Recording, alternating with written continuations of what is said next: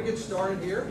We're just getting through some technical stuff, and we're going to go ahead and bring the meeting to an opening. I'm going to go ahead and sit down and get comfortable here.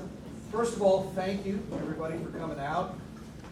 I knew we would have a pretty good crowd, but this surpassed what I thought we would have, but we're glad you're all here. So tonight's agenda will be as follows. You can see it up on the screen, but essentially I will give some opening remarks, then we'll hear from my two associate commissioners, and then we will turn the floor over to our representatives from the YMCA, and they will give their presentation on their end of this.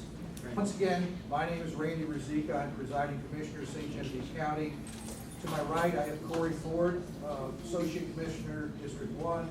Mark Marbury, all the way on the end, doing technical stuff. He's associate commissioner, District 2.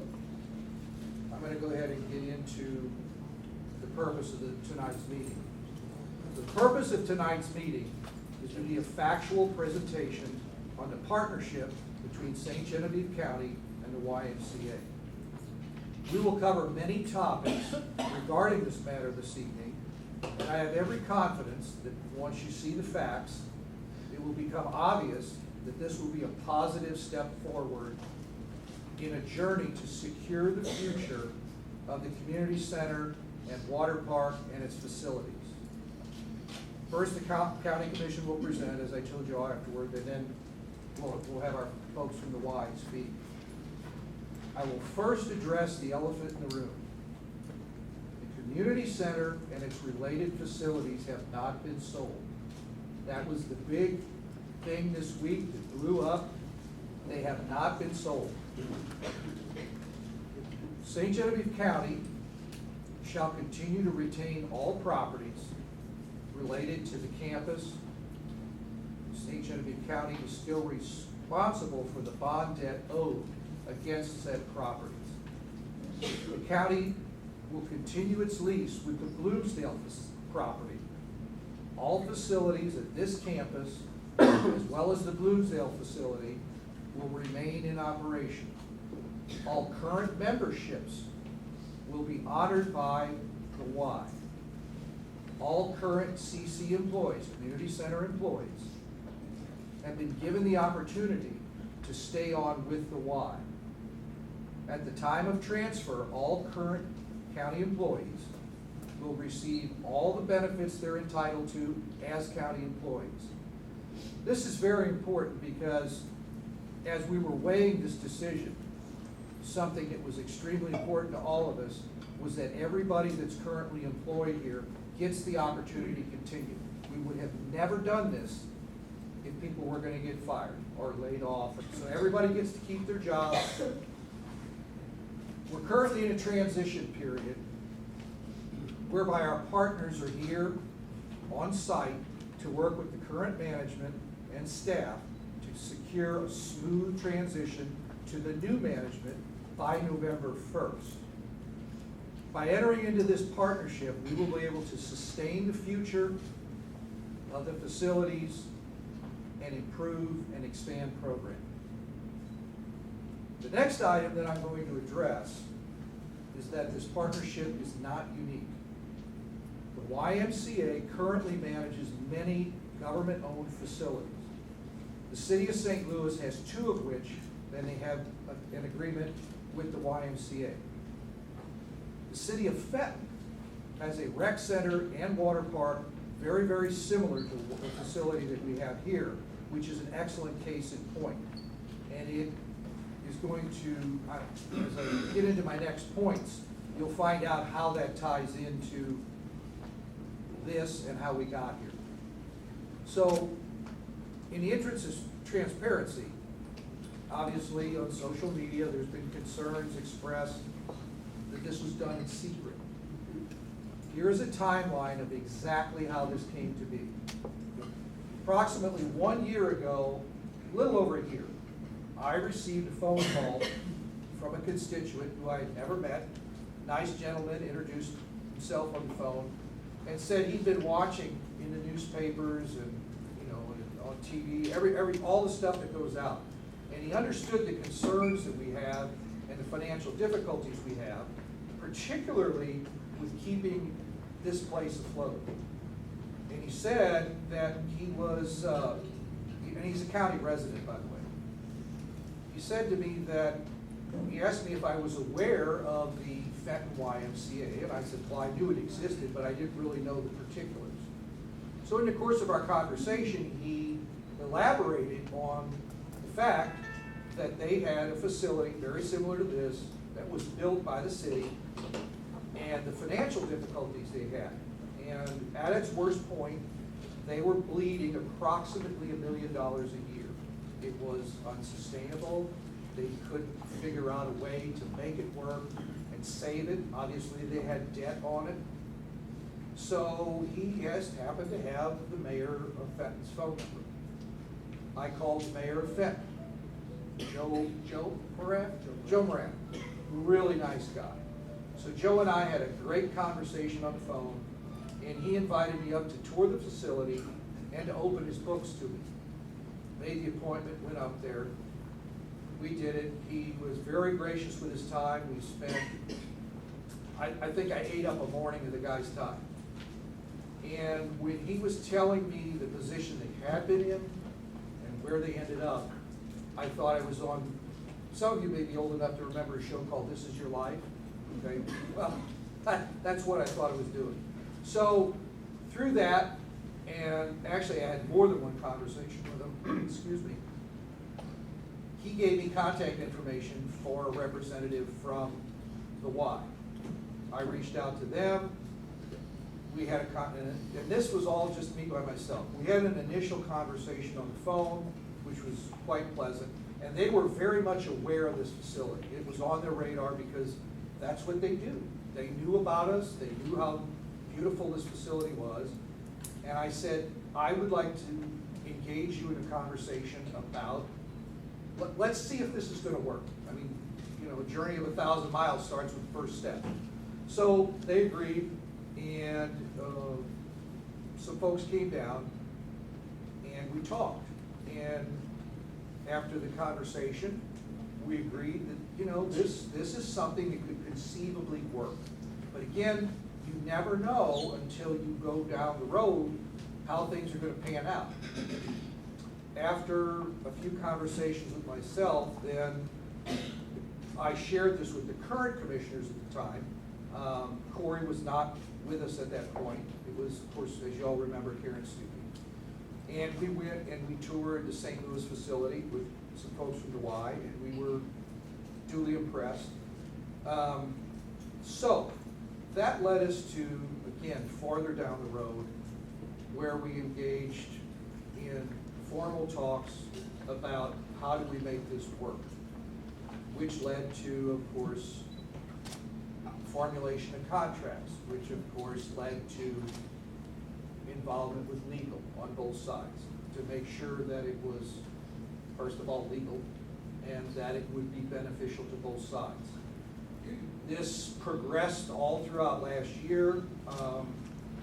Then after the election, and we lost a commissioner and gained a new one, Corey was brought up to speed on it, and he was also in favor of doing this. So all that came to be, right?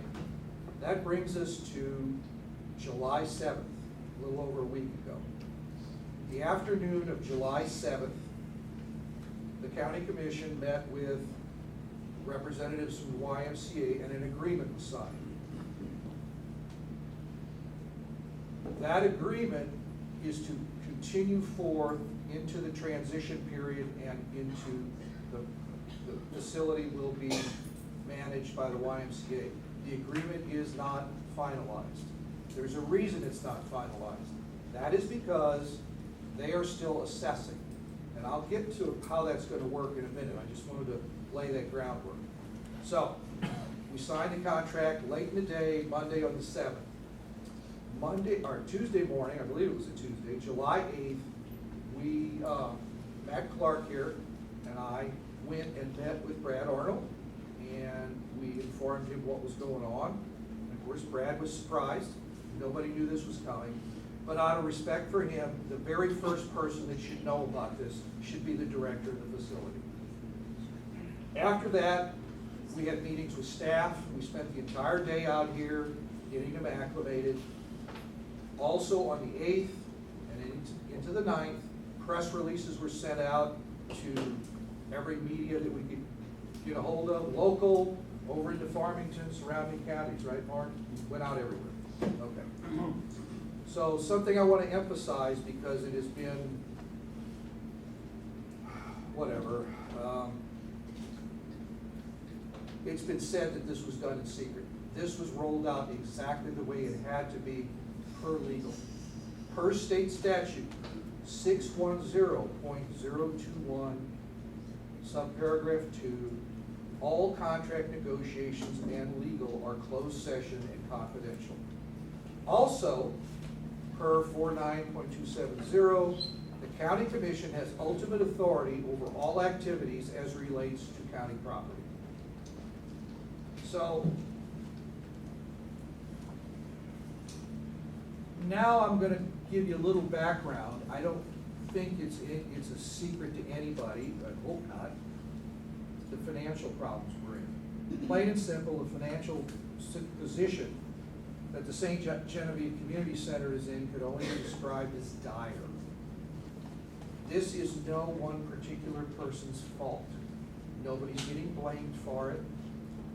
It is what it is. There are a number of reasons. We've had some tax setbacks, but the original structure of the way it was all laid out, it was never set up to be money, to be a money maker, to be a profit center. Things have gotten worse. Times change. You can't foresee these things. I don't blame anybody for it. I don't blame previous commissioners. The decisions that were made at that time were based on the information that they had at that time. So, no negativity there whatsoever. Community center budget is currently operating on a deficit, borrowing monies from the county general revenue that it cannot pay back. Currently this year so far, they have borrowed $210,000 to keep this place open. Mainly because of the extremely, it's a lot of money, the bond payments. There is no reserve, there's no sustainability, there's no spare money bucket. It doesn't exist, okay? And if you know anything about what the county's going through, we don't have it either.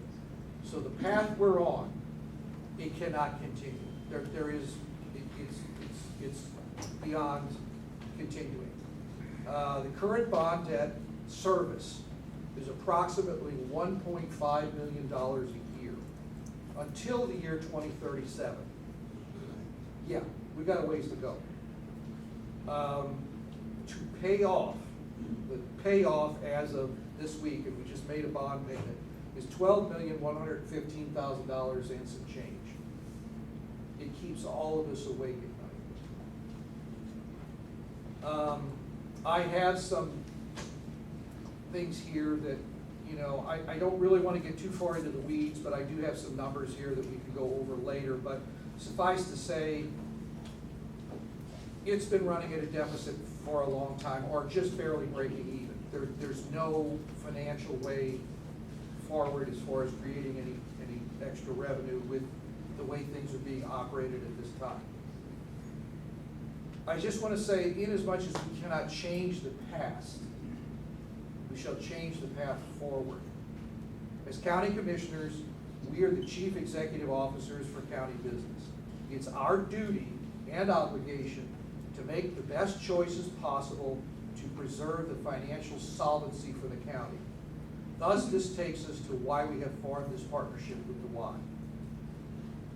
Also of importance, something that I want to address that's been brought up is separate from county funds, completely unconnected. There also is a community center foundation fund and board. That was set up when Marjorie Bussin donated to the county to make all of this possible. This is a separate fund, completely not connected to the county budget. It was set up with the purpose of keeping money aside to secure the future of all of this.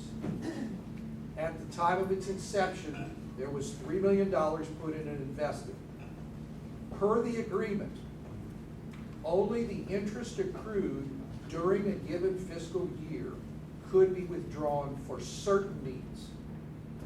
There is a clause, however, which allows monies exceeding the interest revenues amount to be withdrawn in times of emergency.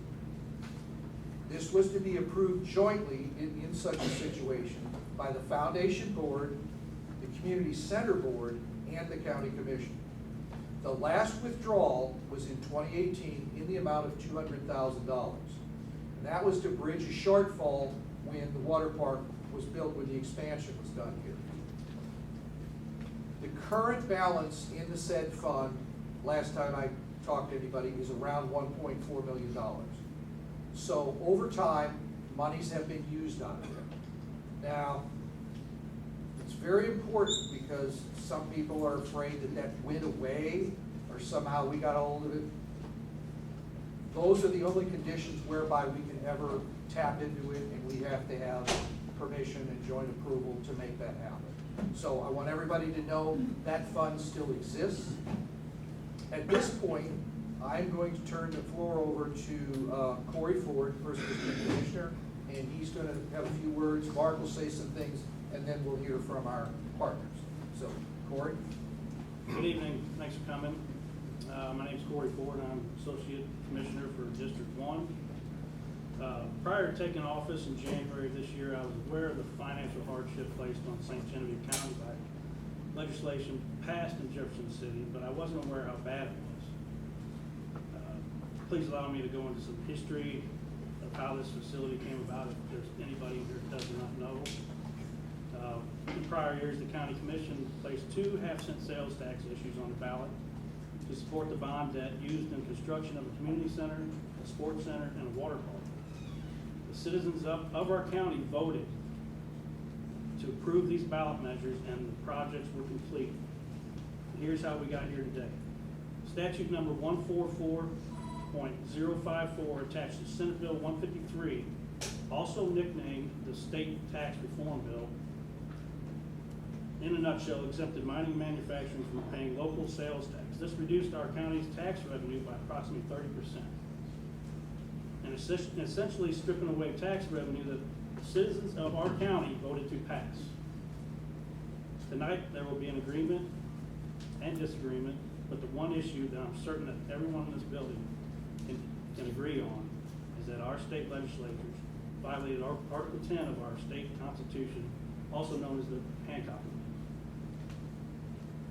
So after reviewing budgets, it became evident to me that we needed to explore a change in direction that would keep the community center campus on a path to sustainability. So when I was informed of the preliminary discussions with the YMCA, I thought it was a good option to explore. In the first meeting with the YMCA, I was impressed with their level of professionalism, which comes with a very structured business model that has proven to be successful for many years. Through the whole process of crafting the agreement, the YMCA team is always easy to communicate with and recognized all our concerns.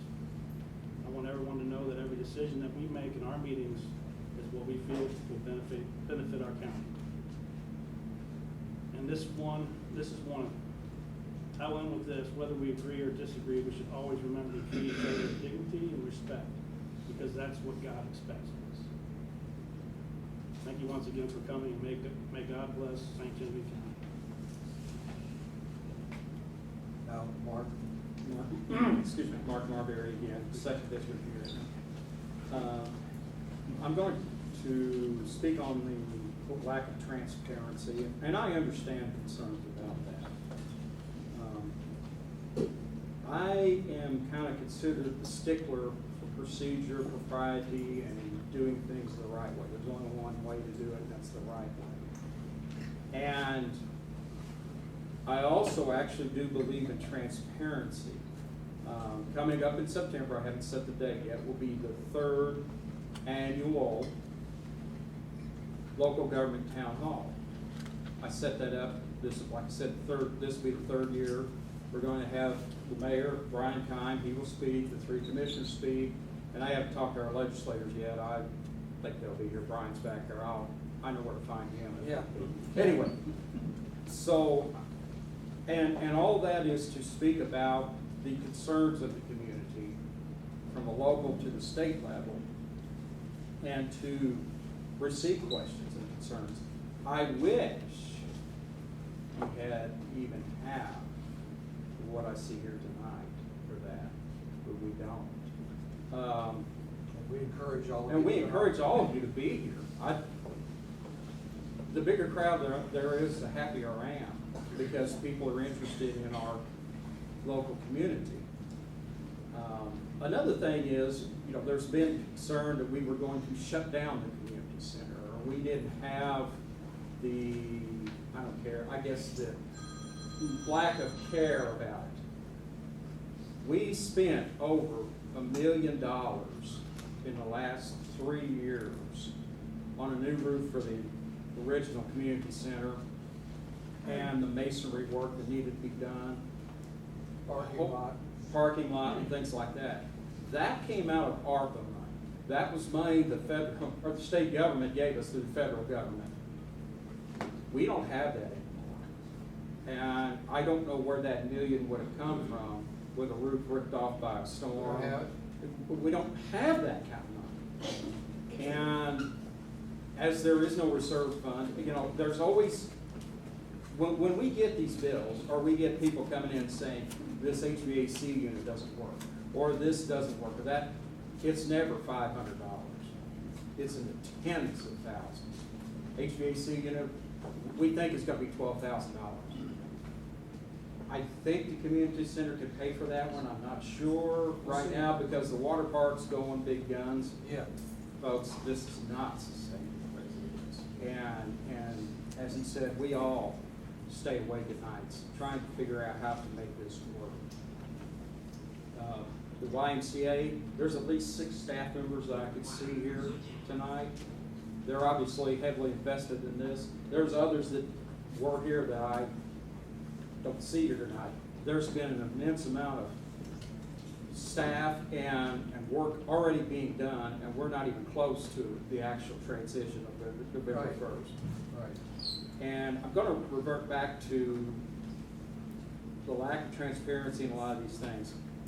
We worked continuously with our attorney on this, and he is a specialist in local governments. We consult with him constantly to make sure that what we were doing was the right thing. And, you know, that's why we have him. And of course, the YMCA has an attorney. They both work together on this deal. Our attorney went through a lot of, when he first got the first draft, he scratched out a lot of stuff, and he had a lot of questions. This isn't throwing him the keys and say, here you go. We went through an immense amount of negotiations.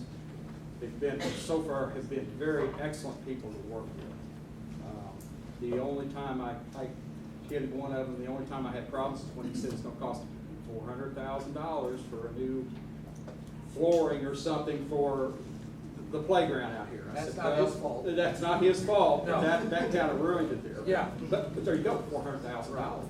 Right. Everybody got that? You wanna write the check for that? We don't have it. We don't have it. So I think there's several things that I hope that we are taking care of tonight. I do appreciate this crowd. I appreciate, how many's on there now? Do you want to see? 77. 77 on the Zoom Good. call. Good. I set up a Zoom, that's the first time I've had more than 3 or 4 on there. So I hope it's working out. I hope they can hear and see us. They can, okay. Okay, good. I don't want to go any farther with that. Anyway, that's fine, and I think now at this time. Yeah, at this time, we're gonna turn it over to Matt Clark, who is District Vice President for YMCA in this region. And then I will let Matt introduce everybody else as he sees fit, so I'm gonna give the floor to you, Matt. Thanks. Yeah. Thank you, Randy. Thank you, Corey and Mark. We appreciate it. As Randy said, my name is Matt Clark, and I'm the Vice President with the YMCA. I've been worked for the YMCA for about 25 years, and just love this work. It's an amazing mission-based organization that I hope that each of you find a lot of value in. So we're going to talk a little bit about the highlights, but before I do, I'd like to introduce my peers and really the brains of the operation. Aaron Darche is also a vice president with a specialty background in aquatics and helps oversee our aquatics programs for the entire YMCA.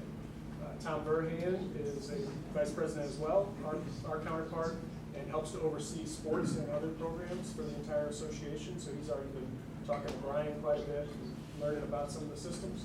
And then finally, it's my pleasure and honor to introduce our boss, Jared Beard, the Chief Operating Officer for the Gateway Region YMCA. Also here, Randy mentioned Rebecca Bishop is the Executive Director of the Jefferson County YMCA, so appreciate her support and coming and visiting. And Millie Matronia is a Senior Vice President at the River Chase Y, which is in Fenton, which Millie was very interested in. And thank you for coming. So you've already had some conversations with some staff about what that transition might look like, because she worked for the city and then works for the Y today. So appreciate all the support.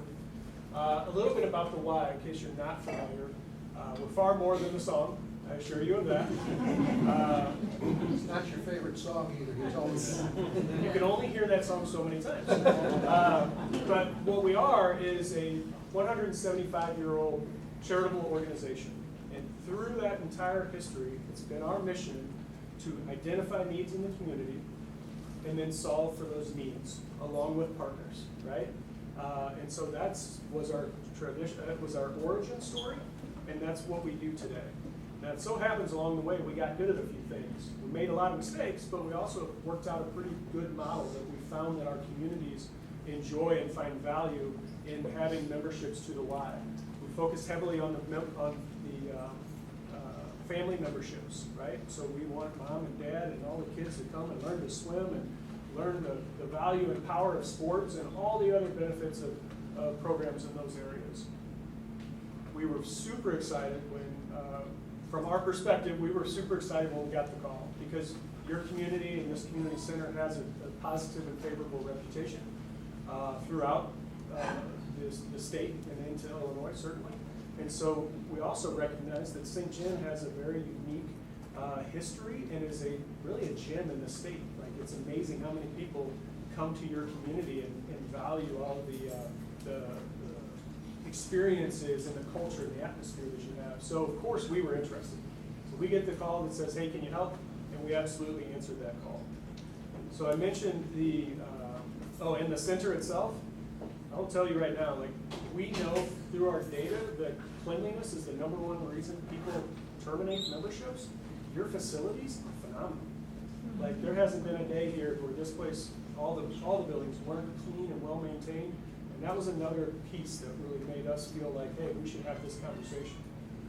So the conversations went on for quite a while, and a lot of visits and a lot of what ifs and those things. But I wanted to give you a sense and kind of help paint the picture of what it might look like when this Y is up and running by giving you some examples of what we're doing in our other facilities. We're not quite sure what all is going to be here, because we have to work with the staff team to determine the needs of the community and create the program pilot that's going to best fit this community. But in some of our communities, we're doing some pretty neat things. And typical membership model, group exercise classes is a key component for us. And so I've been able to speak with some of the instructors, and we talked about what that looks like and our strategy around that and the importance of timing and content. I would think that we're probably going to have over 60 group exercise classes per week by the time this is over, by the time the transition's complete, through into next year as membership grows. So that's a big focus for us. Personal training, nutrition programs. I love to see the community kitchens. Education around nutrition is just as important as diet and exercise, so we do a lot in that arena. All of our members always get preferred pricing on all of our youth programs, so that's definitely a benefit, so you can enjoy that piece.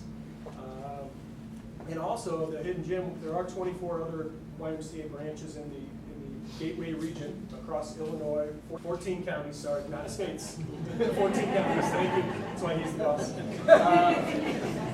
There are 24 other facilities that we have a join one, join all model, and so if you work in St. Louis or work in passing through Jefferson County by Rebecca's Y, your membership there will be as good as it is here.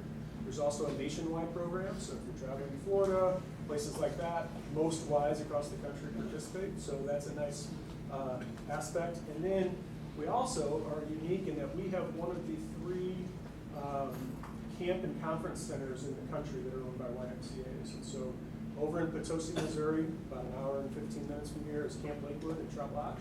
As members of the Y, you get a preferred pricing for visits and activities at YMCA the Ozarks, Trout Lodge, and Camp Lakewood. Other ways that we'll try to add value that we've done in many of our other branches is the expansion of the exercise classes and functional fitness classes. So hopefully, when we get our wheels under us, you'll start to see some upgrades to some of the approaches on fitness classes, like high intensity interval training beyond the group X. Child Watch is a program, that's the name we use for it, where we want mom and dad to be able to come in and check their child into a high quality child care program while they go and take their class, or maybe the other one has a swim lesson. And we also believe that Child Watch should be included in that membership value package so that it just removes those barriers and encourages families to come and participate. Swim lessons, the first swim lessons, group swim lessons, were actually invented by YMCA. And so we have a very steep history in that area, and we have a huge responsibility of keeping kids safer on water. And so we want everybody to know how to swim. It should not be an option. It's a life-saving skill that we feel like every child should learn. And adults too. If you don't know how, we do adult classes in some of our Ys. Overall program quality in the key areas. Been talking to some of the staff. We think we can bring some help there. And then I wanted to spend a minute on the for all part of our mission. So our mission is to put Christian principles into practice through programs that build healthy spirit, mind, and body for all. And the for all we take very seriously as well. So I got to meet with Major Schott and learn a little bit about some of the what we call in the Y language the adaptive programs that are happening right here. It's amazing. It's right in line with exactly what we're doing. So we have inclusion services where we take kiddos and help them be successful in the regular programs. And we also have adaptive programs, which are programs that are invented specifically for populations that can be served through that, much like the Challenger baseball field. Beyond that, we have evidence-based chronic disease programs. I was super excited to see the Parkinson's program that's going on here. I don't know if the instructor's here or not, but kudos to you. That's a wonderful program. We also have programs in chronic disease prevention that for cancer survivors. And that's a very specific certification and training. Blood pressure self-monitoring and diabetes prevention are also evidence-based programs that we offer in our YMCA's, and we'd love to, if that's a need in our community, we want to bring those here as well. In addition to that, we think kids should read. So we have a literacy program out of our central offices. We also have a summer camp readers program. So if your child is in day camp with us, there are so many minutes throughout the week and then again throughout the summer that we encourage reading to help prevent that summer learning loss that can happen so many times. STEAM programs, teen programs are near and dear to our heart, and so we spend a lot of time there. Mental health support, and then I mentioned safety around water, but we also have a Go for Green program. We will eventually, it has to be funded, and then we'll implement. But we basically have kids in camp, and they let them go to the pool, and if they know how to swim and can pass the swim test, they get a green armband. With those kids that don't get a green armband, we decided, let's not put a life jacket on and stick them in the shallow end, let's teach them to swim. So we'll take them straight over into a swim lesson while the camp is going on to add value in that way. Child abuse prevention is something that we hang our hat on. We are an accredited child abuse prevention organization through an organization known as Presidium. We received that accreditation last year, and we're super proud of that because we take the responsibility of caring for other people's kids very, very seriously. And so we'd like to talk about that. Just a quick mention, with the 24 locations, we do have purchasing power options that we think we'll be able to apply here and help with some of those expense savings. We all buy copy paper, we all buy toilet paper, we all buy paper products, things like that. So we think we can do that, bring some value there for you. And then we also have the ability, so we can reach out to folks across the country and have peer networks so that if we ever encounter something we haven't as a staff team, and your staff team will benefit from this too, is this networking. So Millie can pick up the phone and call Rebecca and say, hey, this is what I'm dealing with, have you ever seen this before? And so we see a lot of value for the employees in that way. And then finally, the last thing I wanted to share is we had a couple of conversations around accessibility with some meetings I've had this week. One of the things I'm the most proud of is at the YMCA, we never turn people away due to inability to pay. So there's going to be the price, and then if someone needs help, there's always financial assistance available. So same quality, it's the same camp next to the kid that's paying full, and nobody knows the difference. And so that financial assistance program applies to our programs, membership, and across the board, and it's something that we definitely hang our hat on. So while we are super excited about the potential and about this partnership moving forward, we believe that we can help Central maintain its identity and offer programs that you all want. And we're going to form a board that you're going to tell us what you want, what the program should be, and you're going to help us guide the staff. And we hope, we feel, and we know we can do that in a very financially sustainable way and help ensure the future of the center. That's what I have for you. Silver sneakers. Got it. Silver sneakers. I apologize. Everybody wants It to was know. probably in here. And I know, skipped it. but that's the burning question. So Silver Sneakers, if you're not familiar, some insurance companies provide benefits that include memberships and access to various health-serving organizations. The YMCA is included in that, and we are huge fans of it, as a matter of fact. And so Mellie's shaking her head because in Vinton we have a lot of seniors that are on third-party pay, whether that's Silver Sneakers or Radioactive or some of the others, and we absolutely accept those memberships. And we don't, like some other health clubs, like even limit, like, oh, you're a Silver Sneaker, you can only come these hours. You're just a member with us, so absolutely. So, was anybody going to have a? I think they're here to back me up for Q&A. Sure. Yeah, no problem.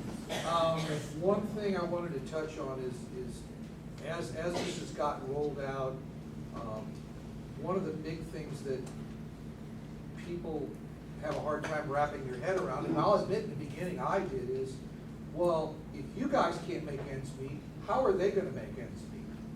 Well, the easiest way I could put it, and they can elaborate on it way better than I can, it's what I call, in the business world, it's called economy of scale, right? I go to the hardware store, I buy a box of bolts, I pay 50 cents a piece for them. Ford Motor Company buys it by the railroad car, and they're a penny a piece. Okay? By tapping into their network, the things that we need to operate this place, we're in their network. So the things they have access because of their buying power, it helps to drive the cost, the operational costs down.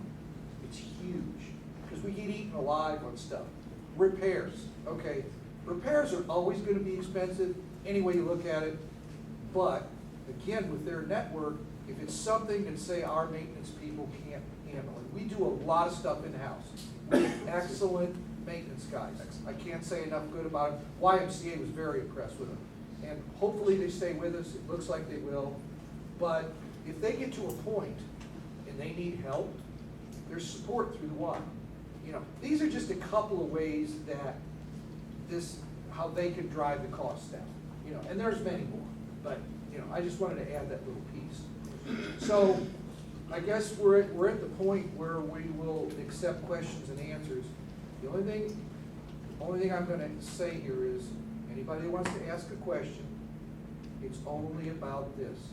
We're not going to go off into any other county topics tonight. There'll be another town hall for that, as Mark said, later in the summer. We don't have an official date yet. And if somebody's asking a question, of course, please be respectful. And we'll ask you to come up, state your name, and listen to them, because we don't want the same question asked over and over again. So, anyway. Yes, Mike. All right, a couple questions there. First of all, membership, how does that work? If you would, does it carry over from the community center to you guys, or do they have to reapply for membership? Two, is if you're a member of the Y, like my mother is in Tyson back home, can she come up here and do things with the Y with you guys, or is it totally separate, like the JCs? Where you have to just over and over per city? That's my first question, but I got one. Those media people.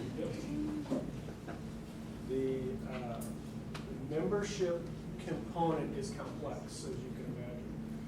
Everybody that has a membership today will continue to enjoy that, and if they paid for their annual membership, they are good. We're gonna honor all of those things. What we have to work out in the next 95 days, or whatever it is, till November 1st, is we have a form, like a membership group, and the community center has a membership offerings group.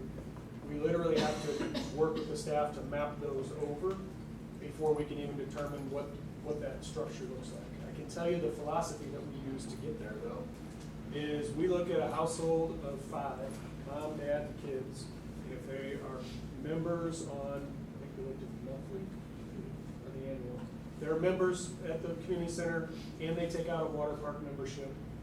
Our initial numbers say that they're paying up in the $60 range if you average that out over 12 months.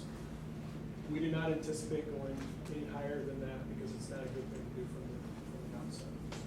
As far as why? I'd have to check specifically. So the nationwide program, I am not familiar with the Sykeston Y. They are not a part of our association.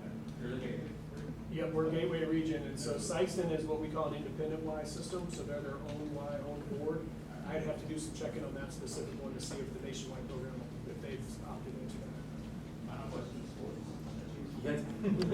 Tom. I'm a sports editor with the St. Louis newspaper, also run the Impact football league and everything. Our football programs, as well as speaking for the natural disasters and Fury and all those guys, we're kind of separate from the community center, but we also use their facilities, whether it's the Progress Parkway here for volleyball, you name it, the football field and the River Dogs baseball field.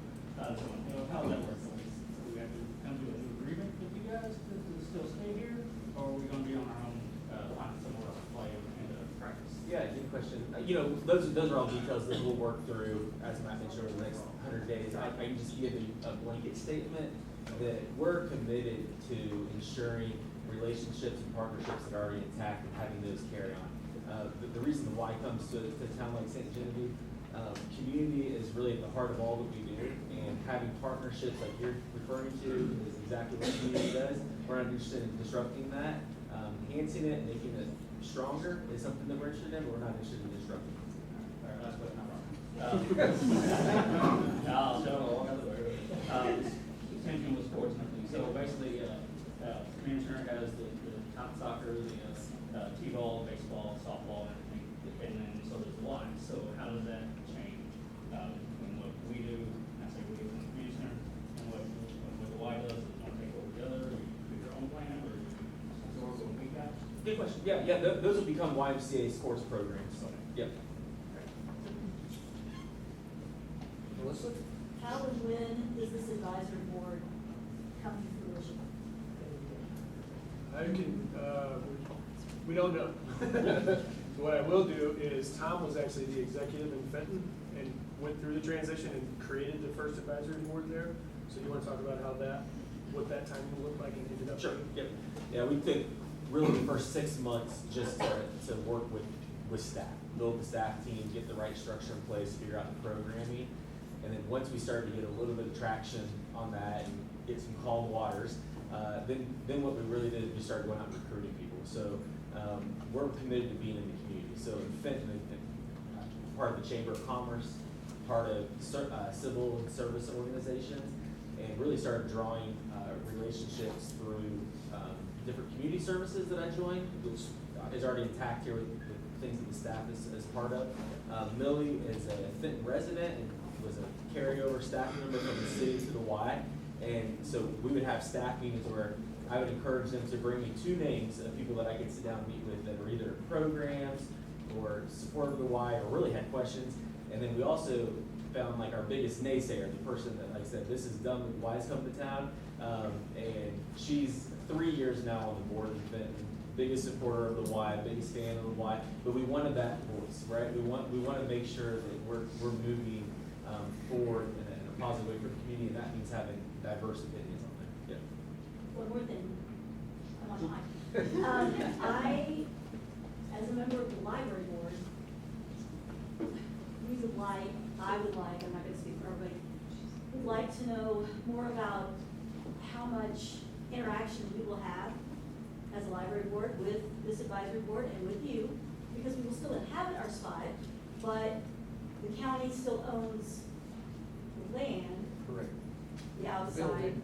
So we're gonna be on the inside with you, but on the outside with you, and Right. still paying rent to the county. So I know we've talked about this, but I'd also like the public to be aware that the library is not being taken Absolutely. under the auspices of YMCA. Right, right. Because, you know, we've just missed out on passing our Prop L, and no judgment here, and deeply judgmental, but anyway, but I need the public to be aware, you know, that we're still functioning as our own entity, Yes. but we also wanna work together, so what's this gonna look like? We're all neighbors, and you bring up, I'm glad you brought that up. I meant to talk about that, and it slipped past me, but the library, the current other people who are on this campus that are not community center thing, we have the library, we have the Missouri University Extension Office,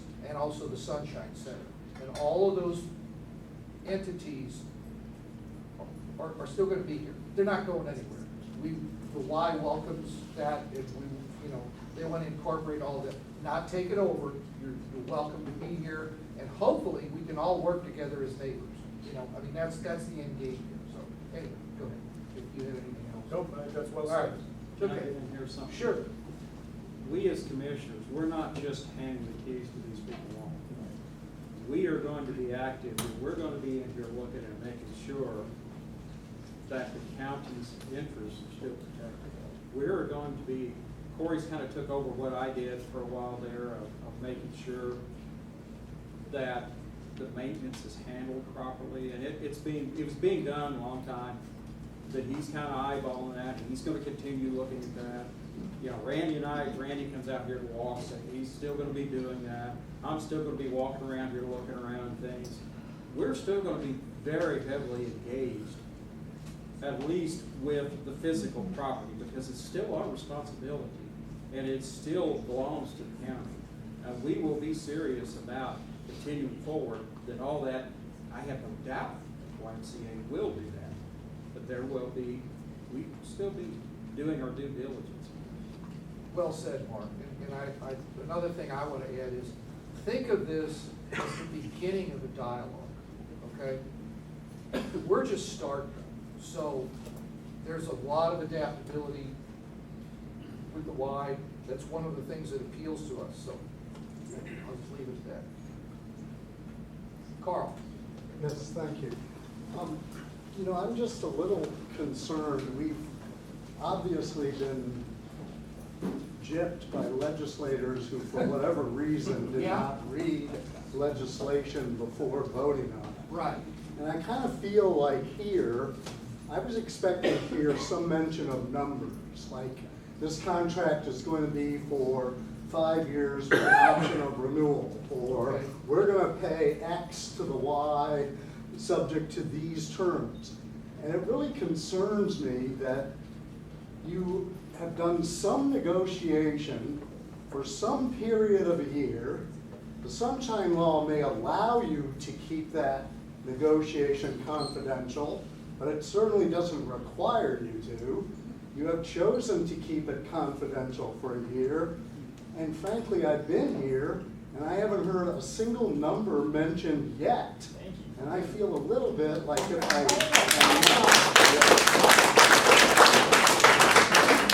I'm not getting numbers, I feel like I'm kind of the legislator who didn't read the bill before voting for the bill. All right, Carl, you raised some valid points. So first and foremost, the agreement that was signed is 5 years, okay? We didn't say that today. That was, I'll take the hit on that one.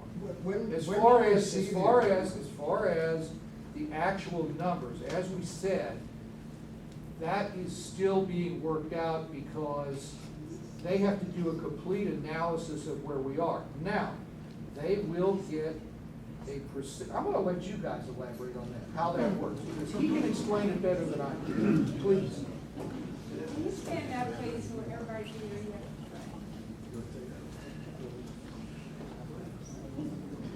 So the, as Randy mentioned, there's still a discovery phase. Somebody asked him to stand up. That's going on. Brad and I have been working very carefully to try to get to the root of what the actual financial impact is, down to the last penny. That is going on now. It won't be completed for probably a couple of weeks. And at that time, we'll go back to the commissioners. Probably gonna get in trouble. The contract has an up to amount to protect the taxpayers. It will be below that number once we figure out what's needed. Then we take that level of subvention that's been necessary to sustain this community center over the last, I don't know how long, many years. And it's our job is to start shrinking the dependency of the center on the tax, to be a burden on the tax base. That's what we're doing with Fenton, and that's what our whole objective is to do. Carl, I don't know if that gives you a little bit of the model of what we're looking at. And we have 5 years to perform, and if it's going well, then we have optional 5-year periods that both parties can agree to moving forward. Right. Randy, you have a percentage of what they're taking off your hands as far as financing, and you're keeping the properties and stuff when they're running the facility. How's that helping the county? Well, simply by okay, so currently our payroll just for this place is $1.5 million a year. Benefits. That's with benefits and everything. Okay. No, that's a real number. That's a real number. Pretty close. So the way it works is they get, again, and this is still, we're still working through these numbers, but we give them a bucket of money, which I believe, what is the exact number we have, was $775,000. That's paid out quarterly. Okay. But you gotta remember, the people that were working for us as county employees are now going to be employees of the YMCA. So we're gonna give them money out of which they operate. Then there is a percentage which has not been fully lined out, an amount not to exceed, where they're gonna get a cut of what the gross is that comes in, all right? So the incentive is there for them to increase the gross, right? Then out of that, eventually, over time, this takes like years, they will start filling another bucket called the capital improvement bucket. And there's some people here who can elaborate on how that worked in fact, but it is a proven business model. Again, it has to be adapted to every given situation, but that's essentially how it works, okay? So if you look at it right there, there's a massive savings for the county in that we don't have that payroll expense. Also, all of the administration of that, which is currently handled by the county, which is massive paperwork and all of that, which is a cost, is now taken over, it's now assumed by the YMCA, if that makes sense. So that's another huge cost savings to us. So maybe somebody from Fenton can go into more detail about how it's worked over time. Yeah. Okay? Yes. Hi, everyone. Yeah, so I was the executive director that helped transition the River Chase Community Center in Fenton into a YMCA just over 3 years ago now. And I'll hit you with the real numbers from Fenton now that we had a chance to kind of work through this. So these are Fenton numbers specific to a pretty metropolitan area with a lot of communities nearby, right? So it's a standalone example. But the city of Fenton was losing around, on their yearly operations, around $1.4 million per year. And so the contract that we signed with the city of Fenton, which a lot of the contract that is being worked through with St. Gen is a carbon copy of that. You're looking at a loss basically rolling into a subsidy, right? So St. Gen has a loss on the community center, that loss becomes a subsidy to the Y, a not to exceed subsidy. So basically you're cutting your losses, stopping the bleed, if you will. So City of Fenton, $1.4 million paid out in quarterly installments. And that agreement set up that we basically have a operational reserve that the Y oversees, and the first, essentially the first $500,000 gets split between an operational reserve that the Y holds and a capital reserve that the City of Fenton holds, okay?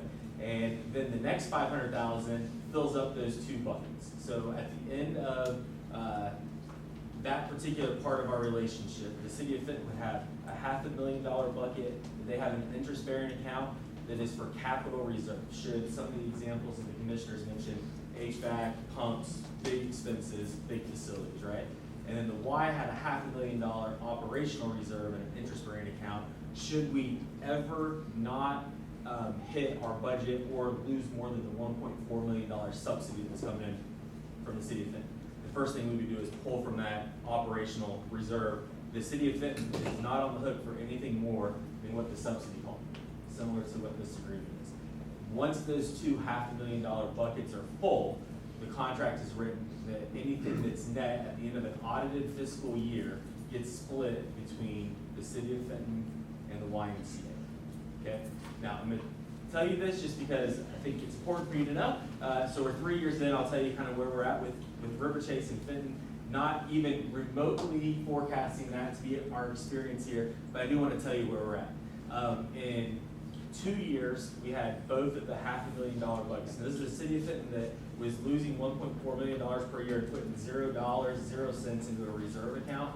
At the end of 2 years, we had both $500,000 reserve buckets full. We went from 700 units of membership. So we think of units as a family, like a paying customer. So that paying customer could be an individual or it could be a family of 5. So we went from 700 paying customers per month to just shy of 2,800 3 years into that agreement. Both $500,000 reserve buckets are full, and at the end of the audited 2024, I'm not forecasting this, just so we're clear, at the end of the audited 2024 financial statement, we net $1 million last year. So both parties have a $500,000 reserve bucket full, and then we were able to go to City Hall after our books got audited and write them a check for $500,000. So they went from losing $1.4 million per year to having a $500,000 reserve account and a return check of $500,000. And we were exactly 3 years into that agreement. Might get some questions. I'll sit in case they're not from me. Okay, bunch of hands went up. This was the first one I saw. Yes, sir. You, sir. Yeah. You said quoted 700 members, and you went to 2,800 members? Units. Yep, family types, yep. So that's what you're planning on doing here, is to increase the membership for the... Yeah, I would say in short, our absolute goal is to increase the membership, 100%. So what do we have now, members? I don't know. Brad? Brad? Probably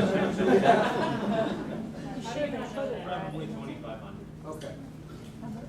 That's total members, that's different individuals. Individuals. Probably 1,000 units. We don't, All right. we don't speak the same language they speak. That's Right. part of our barrier that we're working on. Right. So we're, But that's just one of the ways that they increase the revenue.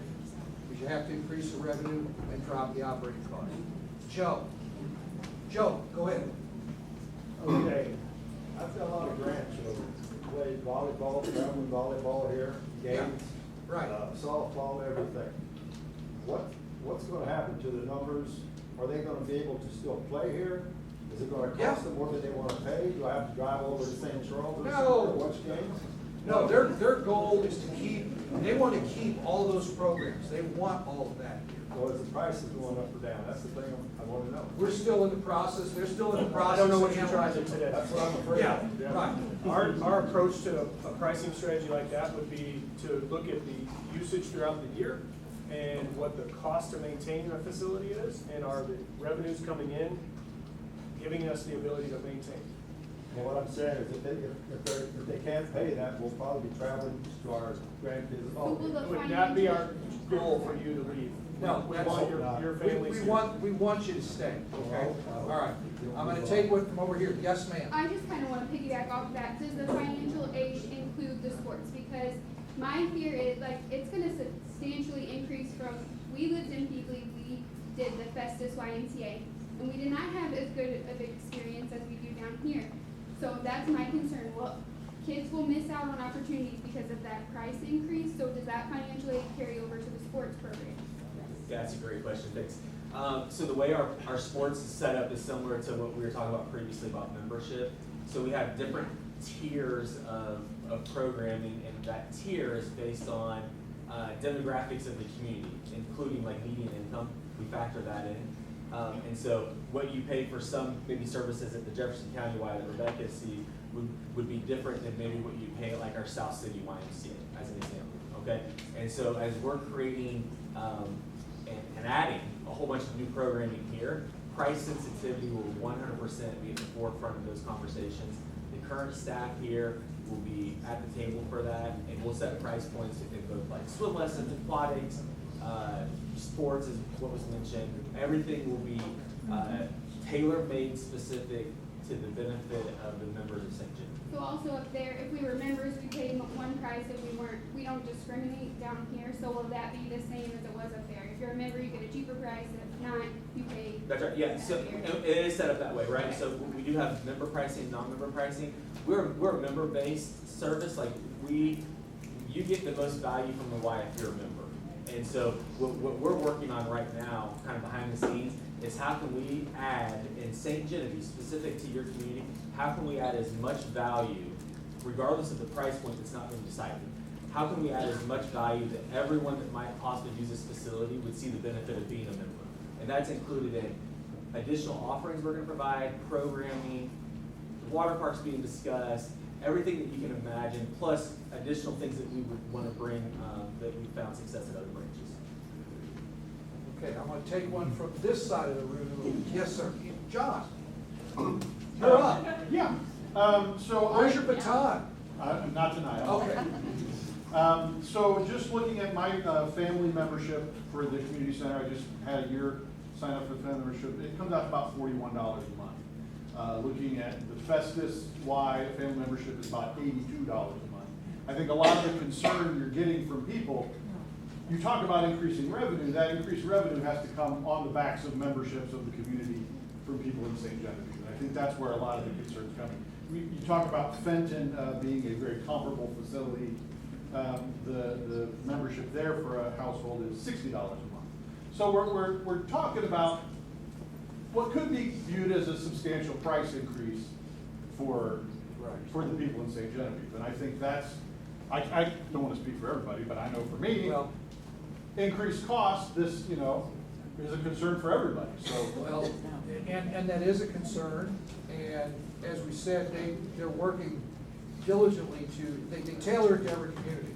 Is it gonna stay exactly the same? We can't guarantee that, but I'll say this, even if it does go up, you know the situation. We can't go on like we are. Right, So- but how can we expect to increase membership at the local Y and also increase prices? By offering more. Okay? Okay. There's people that can't afford it now. Well, but again, as you said, they work with folks when they can't afford it. So there is a sliding scale thing. I'm gonna take one from way over there. You, sir. Okay. A please. couple of us that are in this room teach classes here Understood. between 2 to 6 hours a week. Right. I found out about this on Facebook. Am I gonna lose my class that I've been teaching for 2 years? Even if I only have small numbers, I'm trying to grow it, which that's another thing. Are you guys going to promote our classes? Because that will bring more money in here. Like, the program I teach is niche. There's maybe 15, 20 people that will do it. But if I had any promotion whatsoever, it would help my people come. Because I've taken it from 2 people up to 12 people in the last 3 weeks.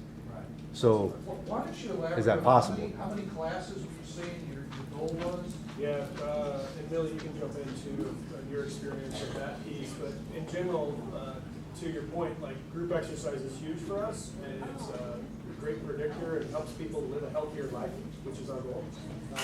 And so we absolutely promote group exercise classes. And we think we'll be in the 60s per week by the time we get to where we need to be.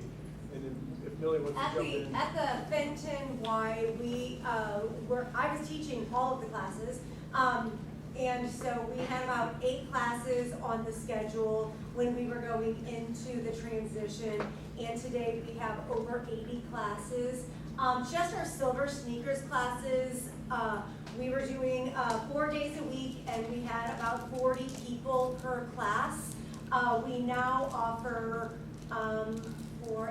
10 silver sneakers classes and we are getting 65 people per class. So we are definitely able to accommodate and bring in all of that. Are you promoting them? Oh, for sure. Well, the other thing is that it is a part of your membership. Classes are a part of your membership, and that is a huge benefit for every person that comes in. It is here too, but there's no promotion. Yes, yes. We also have an association team that will go to each community and find out what the best way is to promote in that community. So you will have that support, you'll have the added training that we provide for instructors as well. So it's going to be a very well-rounded experience for all the instructors, as well as you'll learn how to promote, well, you already know how to promote, obviously, if you've grown your class, but you'll have someone that'll come alongside you, your marketing team that'll work with you, that'll help you do that as well. Okay, Doug. You were describing your classes, the different classes that you have. For example, silver sneakers, I don't know how many different classes you have. Silver sneakers here, people just show up and walk. And all these other classes that you're having, what, if any, is that gonna push out something else? For example, our group plays pickleball every morning. Is any of those classes gonna push that out? Is it going to change? Are we gonna have to, instead of coming in at 7 in the morning, are we gonna have to come in at 10 to noon? You know, we have a routine set up that we've had set up now for Right. 7 or 8 years. Right. I think our main goal is going to be able to keep everyone's schedule the way it is. One great thing about this facility is you have so many different inside court options. I mean, there are cases in certain Ys that we have right now where the silver sneaker class has outgrown the room. No one wants to switch from 9 o'clock to a 10 o'clock, so they're in half of a gym for that class. But you guys have so much gym space that I think that we'll be able to accommodate almost all classes that you have right now as well as your pickleball schedule. Okay, one other question. We've hosted tournaments. We've donated the money to St. Jude. We've donated the money to the Cycling Cancer Center. How is that going to, is that going to affect our continuance of having these tournaments and having, because I mean, we donate all the profits to, like I said, St. Jude and Cycling. We don't anticipate that changing. I don't want to put you on the spot. Rebecca, didn't we partner with another nonprofit to raise money for a third-party nonprofit a couple of years ago? There's mechanisms for it. Yeah, we do that. Yeah, we do it all the time. Off our facility and host various fundraisers. Well, it comes down to cost. You know, in the past, we got the facility free, so which allowed us to donate more money to St. Jude and Cycling Cancer. So will that change? I would look to Brad on some of those pieces, and he's been great about giving me, like, it's hard to talk in generalities about a very specific thing and knowing what the history is and the relationships and how it all functions in the past, and then we can start looking at the future. I will tell you that if I were the taxpayers wanting to maintain this facility, I would think that you'd want to have somebody have skin in the game to re-clean the floors, scuff some of the walls, those pieces. When you give those things away for free, it's not free. It costs you as a center. Those would be the kind of conversations we have. So I think the other big elephant in the room here is clearly the transparency with which all of this took place. So I have a couple of questions. Sure. surrounding that. Go ahead. First and foremost, like, when will we be able to see as taxpayers what was decided? I know you're still in talks to figure out the cost, but when will we be able to see the actual cost and what that's going to save us as taxpayers? After everything's finalized, that should be, I would imagine, in November. Okay, and second part of that, Fenton specifically, were they involved beforehand, their communities, in community talks before that took place? I don't want to misspeak, so I'm actually going to defer to Matt because I got hired after the Okay. agreement was signed. Yeah, so it was a very similar process with the concerns. The mayor called us, said, hey, we want more people, we want to serve more people. It was every one of these has been a different process though. So were there town halls or anything like that ahead of that process started? It's a city municipality. I'm not an attorney, I don't know if that matters, but we attended a number of city hall meetings, things like that. All right. So Teresa, you've been waiting patiently. Yeah, so you talk numbers and, you know, we hear so many memberships and, you know, Silver Sneakers, you're gonna have 60 in these programs and that kind of stuff. So Teresa McClure, I'm a St. Genevieve County Community Board member. The number, we just don't have the people. So, you know, when you say this stuff, you know, again, it's not realistic, it isn't, because, you know, we're not a Fenton, we're not a Festus, we're, you know, local St. Genevieve. So, you know, I know in the overall picture, it maybe doesn't matter because we have a cap, but it's not being realistic that everything's gonna be, you know, everybody, you know, we're gonna have 60 here and so many memberships. We just don't have the people to pull, we don't. Well,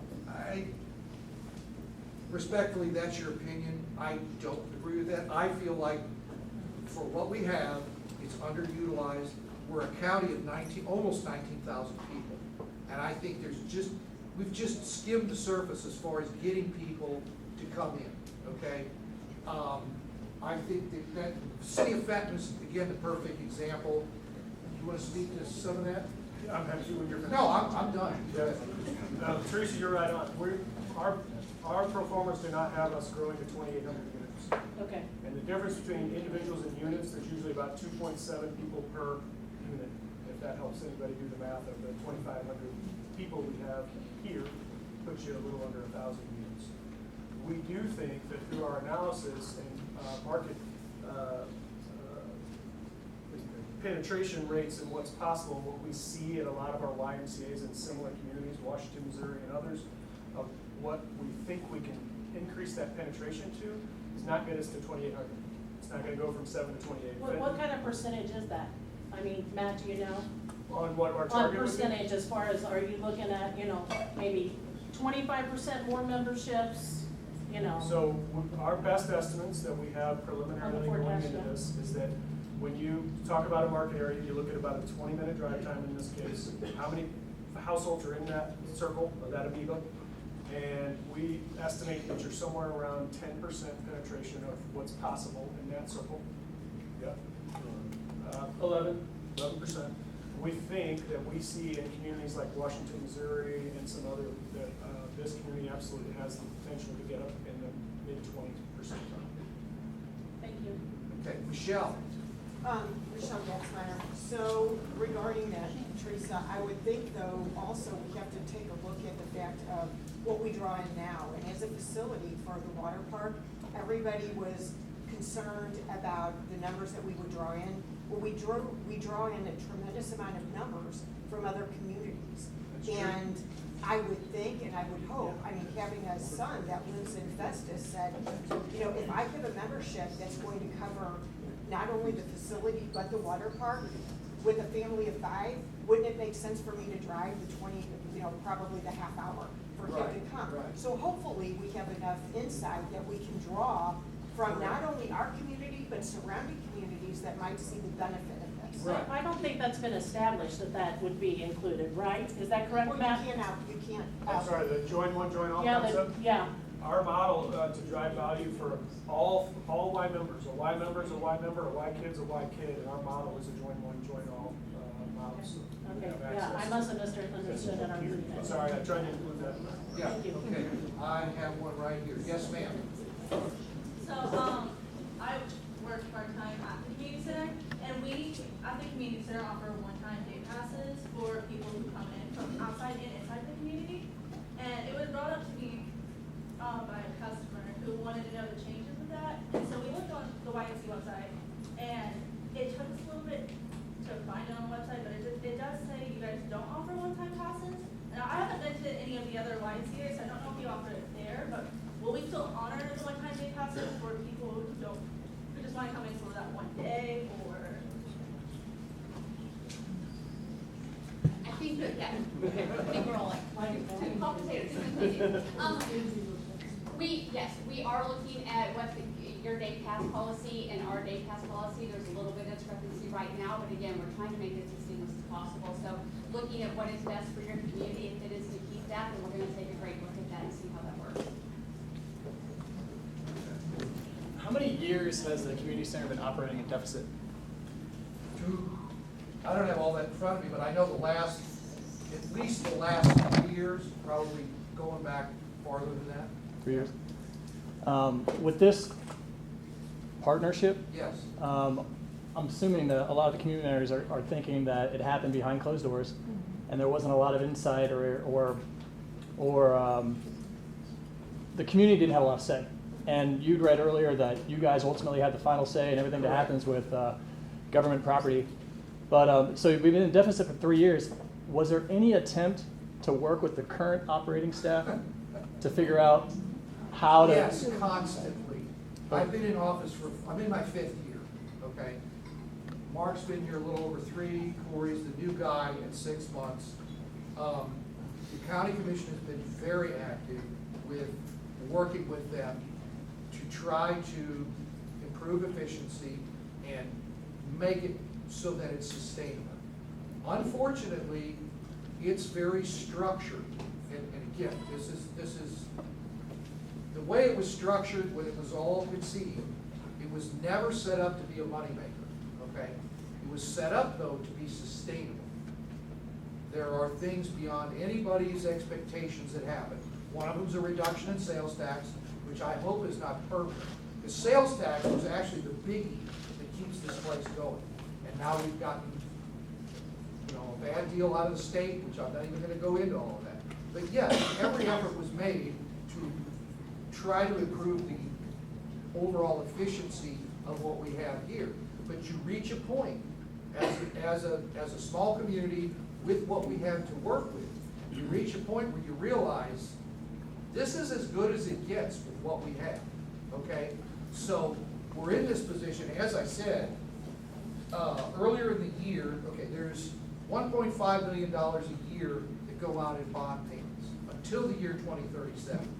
Now, in the past, they have been able to make them, but it has gotten tighter and tighter and tighter. Last year, they finished out the year about $300,000 in the hole, but what has happened over the years is they will borrow money from general revenue, and then as the cash flow allows, they would pay it back. This year, they borrowed, earlier in the year, they borrowed $210,000 to make the bond payment.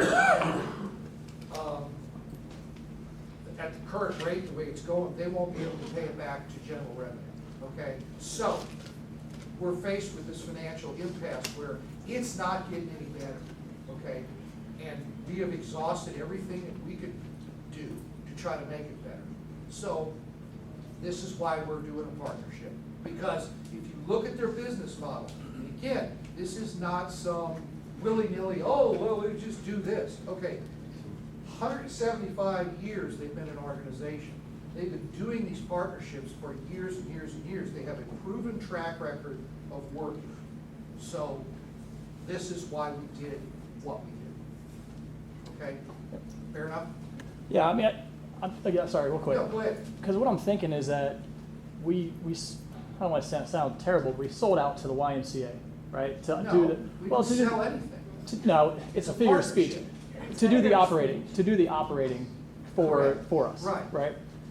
You're offloading you're offloading the payroll and other things like that, and it seems to me that we had the staff, we had the people to. If we're going to increase rates, they could have increased rates. If we're going to create more programs, they could have created more programs.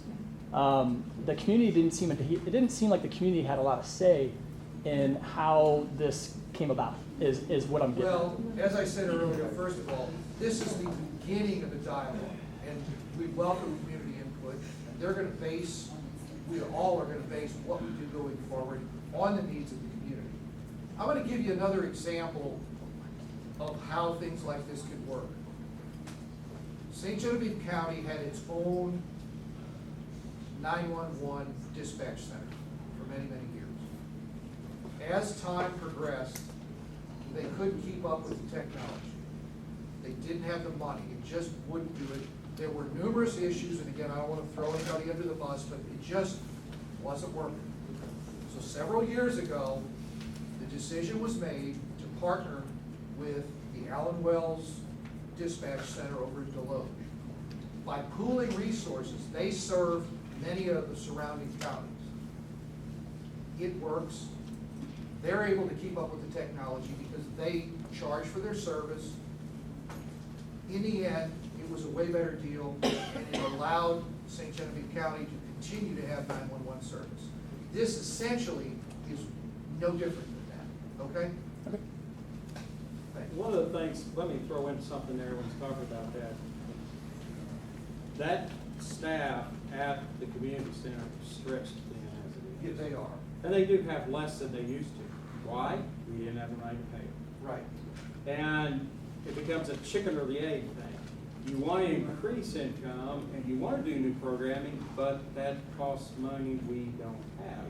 I mean, I could sit here and in fact, I come up with a couple of 3 things that I thought would be good for the community, but there's no money to spend on the equipment to do it or increasing the staff to do it. So it's not the simplicity of, oh, we'll just do a whole bunch of things without having to bring in, you have to bring in more revenue first to do those things.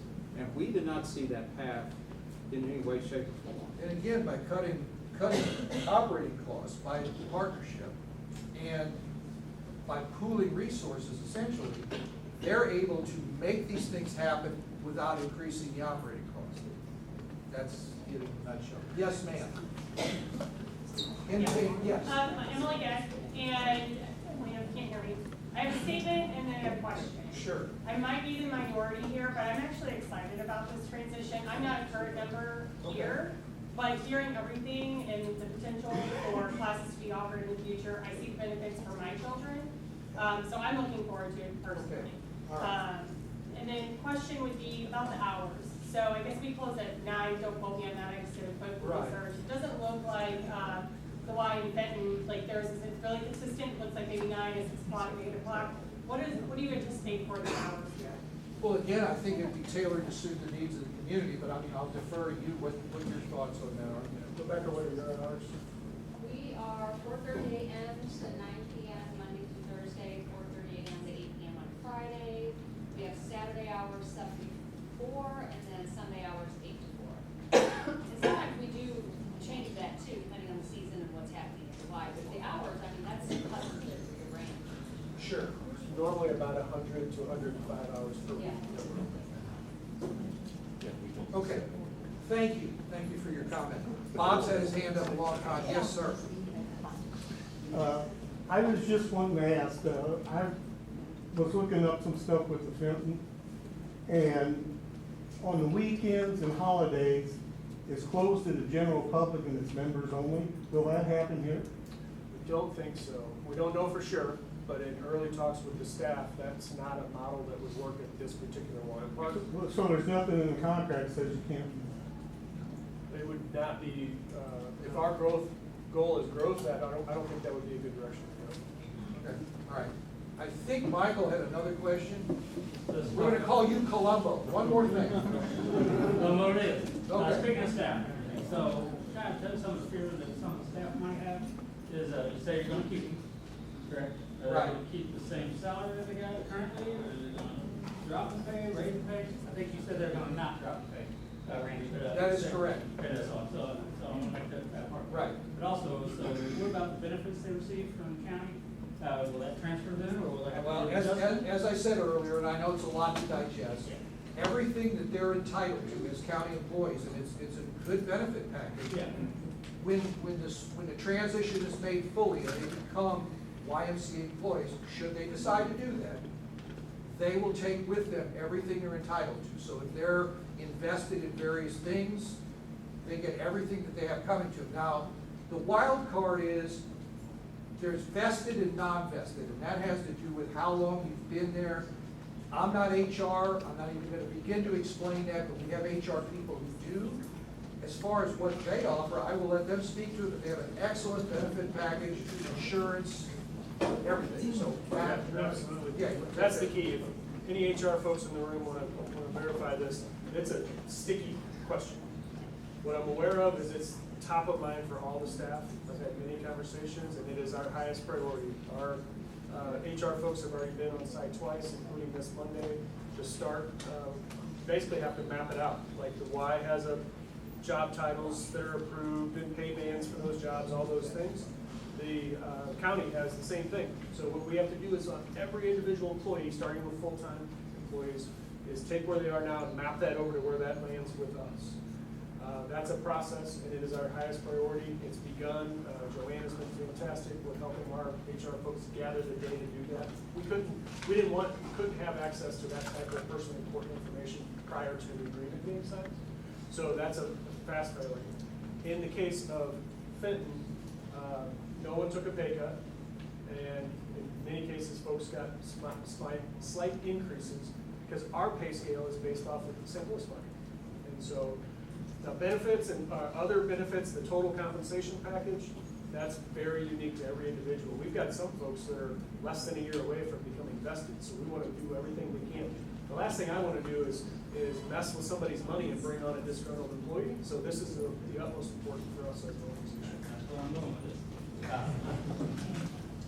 So, right now, that's what you say, you got a plan for future too. Things aren't going well, like, going around Brad and Brian and Joanne, a little more Stephanie as well.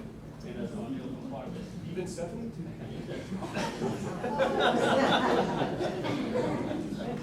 Anyway, my question is like, okay, so some of the plans aren't working out, I can plan for, let's say, 12 months from now, or 365 days from now. Do you bring in people you feel you can bring in from elsewhere? Because this is pretty much staff, it's pretty much all local. And so on, and it's great to keep people in town. Towns hadn't really grown. Maybe, what, 500 people since 2000, since I moved here. Watched one race here, she said, anyway, population stays the same. We're going to move this on. I get it. I think I can quickly address it. Yeah. We need to hire local people. I don't have a busload of employees just itching to drive from St. Louis. Right. We work in Potosi, we work in Washington, Missouri, we work in a lot of rural communities, and those Ys are run by people who live in those communities, and they benefit from the training program that we have and are modeled up. Okay, all right. So, I got hands up over here. Circulation is going out of Duck's arm. What do you got, Duck? Are the president employees a part of the CERF program? Currently, as county, yeah. If they transfer over to YMCA, are they still a part of it? Nope. Okay. You, sir, all the way in the back. So just put some perspective on it. Can you speak up? I can't hear you. Just to put some perspective on it, if some kind of agreement isn't made, what is the projected time frame for shutdown of the facilities? That's not an option. Okay. Okay? We can't do that. Right. And that would be completely and totally counterproductive. How could you, I've had people tell me this stuff, well, just shut it down. Okay, the debt is still owed, okay, that's the dumbest thing I've ever heard. And I've had people tell me that, and it's like, it's completely and totally insane, it's not an option. Right. If that were to happen, if it were to get what we're there, it will remain open in some capacity, but we have every optimism and every faith in this, that this is gonna work because it's a proven model, okay? And then the other question I had is, so in Bloomsdale, so some of us have to travel to St. Louis for work every day. Right. So it's a 24-hour facility in Bloomsdale. So I get up at 2:30 in the morning to go do workouts in Bloomsdale. Would that be an option to talk about having some kind of 24-hour facility here? Well, Bloomsdale. Well, I mean here. Oh, here, well. That's a fascinating one. It's actually new for us. We do not currently have any 24-hour facilities within our organization, and so we're very interested in how the Bloomsdale piece works. And We have some other communities that have expressed interest in similar. And would that one stay the same if there's any affiliations? We don't have any plans to change it right now, but I haven't seen what it costs us to stay open 24 hours. I don't think it's much besides staff, but. Right. Okay. We'll take this gentleman here, Under Armour. Oh, yeah. Okay. I just want to piggyback on two things. And Yeah. I'm not saying that there's anything negative about this. I mean, with change is a lot of uncertainty, like that sort of thing. But the gentleman agreed to, asking about community involvement and everything as well. I guess for the sake of transparency, what I'm curious about, and it's been out there and everything too, is when you said something about Brad finding out at a certain time, when basically the rest of us found out. Well, he found out first. Well, I know, what I'm saying though, Yeah, but right. what I'm asking though is like, for the sake of transparency, how informed was like the board here and other people that were like, people that are director of facilities, things like that, in these negotiations They or were anything not, like that? they were not involved in it. Not at all. And I'm perfectly honest, and there are reasons, and I will not go into them tonight, okay? We have our reasons for why we did it the way we did it, and I'm not, And that's, but now, that's hear the me, hold on, transparency hold on. component, I think. that Everybody, people are looking for. don't start talking at Absolutely. once, don't start talking at once. We did it that way. As I said earlier, this is the beginning of the dialogue.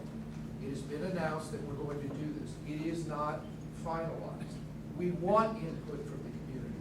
They want input from the community. I can't hear you. Do we have a signed contract? We have a signed agreement that's not been finalized. Okay? All right. Somebody over here had an arm up. Yes, ma'am. Cindy? Yes.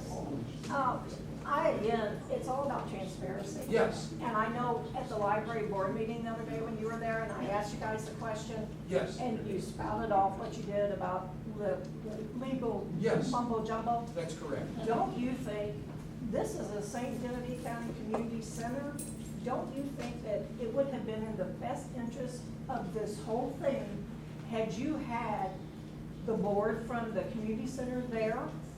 And perhaps, if you didn't have them all, Brad Arnold should have been included in your discussions. I think it's Well,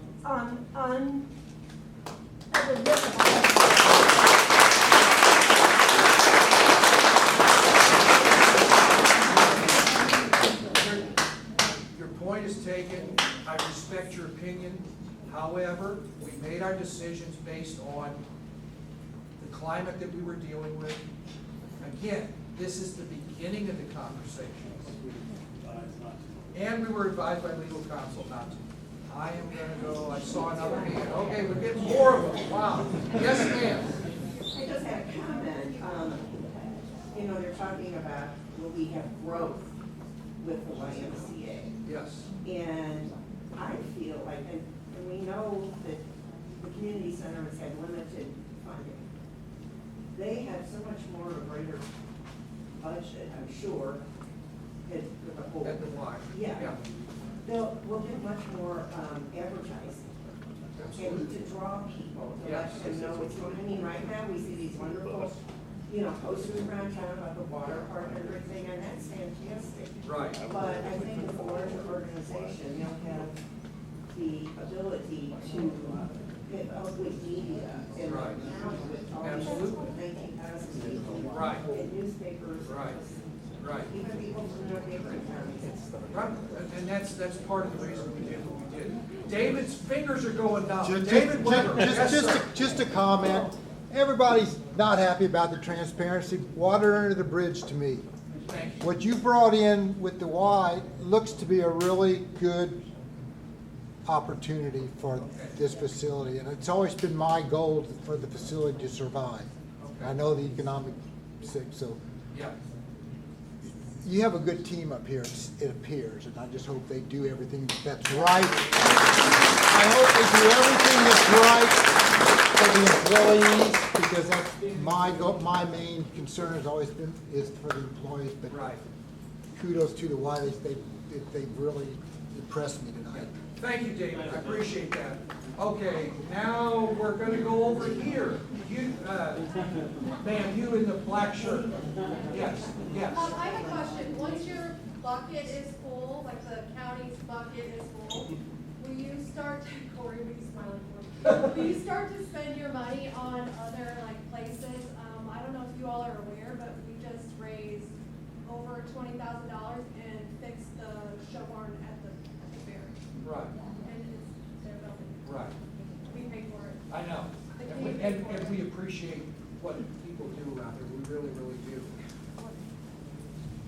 Because of the situation's dire, I can't even begin to comprehend about any money. Legally, no money can go out of this, okay? I mean, the big thing we look at is sustainability, and it's not there. We're going in the hole. There, unfortunately, for all the best laid plans, there was never any money, there was never enough generated to be put aside to deal with things like when the storm blows the roof off and the insurance company says we're not gonna pay for it, which is what happened, okay? There was never a contingency for that. Had we not had the federal and state money, from the COVID thing, I honestly don't know how we would have paid for that repair.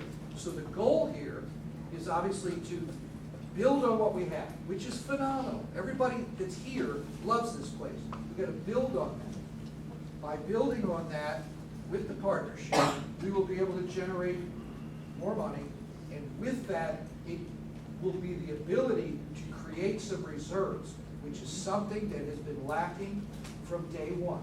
So I appreciate what you're saying, but Yeah, I just want the money would have to stay within this. It's not just money for community center, like the county making money touches so much. We're not gonna make any money. No, I know, bringing in money, Let me put in something on this too. Yeah, go ahead, Mark. And this was before I became commissioner. The original community center over there is a 25-year-old building. Right. That's high maintenance now. And there was, before I became commissioner, a discussion about replacing the whole HVAC system up there because it's inefficient, et cetera, et cetera, et cetera. And it is broke, it breaks, okay? Every day. $1 million. Anybody got that? We don't. To replace that whole, it would make it more efficient. So this capital reserve fund and any money that comes over that is gonna have to be put, and this is years down the road. Things break here, things break, the water park is gonna start having to be replacing those slides eventually because they're fading. They get a lot of sunshine. That's very expensive. So the capital expenses or that reserve fund we talk about, it has to be there, and it's not there. Right. And so it's not like, and I appreciate your question, you brought up that with me. We're gonna be spending that right here because we're gonna have to spend it right here. And we don't have, we keep going back to this, we don't have that money to spend right here. That was the grace of God for what's there. Right. 2 years ago, that there was that big pile of money there. It ain't there no more. And it's probably never gonna come. So, these are the things we lay awake at night. We do. We don't sleep well. Because we look at what we have to deal with. And again, I'm not criticizing anybody's decisions, but over time, particularly, let's take the example of that 25-year-old original building. At some point, and I was before my time as commissioner, there was some grant money and the decision was made to install geothermal HVAC. Sounds good on the surface. I don't know that it's ever particularly saved us anything on utility bills. If it has, that has been consumed 100-fold in repairs. It's never worked right from day one, and that's all we do is fix it. There's not a week that goes by that I don't get a call, oh, this unit isn't working, this one's leaking on the floor, this, that, the other thing. And as Mark said, we said, well, maybe we'll go back to a conventional unit. We checked into that a couple of years ago. That price was insane. The expense of operating these facilities, you think of your home times 100, okay? I mean, it is off the charts, the utility bills, all that. But that is the nature of recreational facilities. Public buildings, high ceilings, doors getting open and closed each day, physical footprint. good Lord, okay? This is part of what keeps us up at night, is this expense of keeping this going. Yes, sir, in the sunglasses. I have a question about the bond that we owe. Yes, can you? $1.5 million A is our year. payment a year for the next 12 years, $18 million, correct?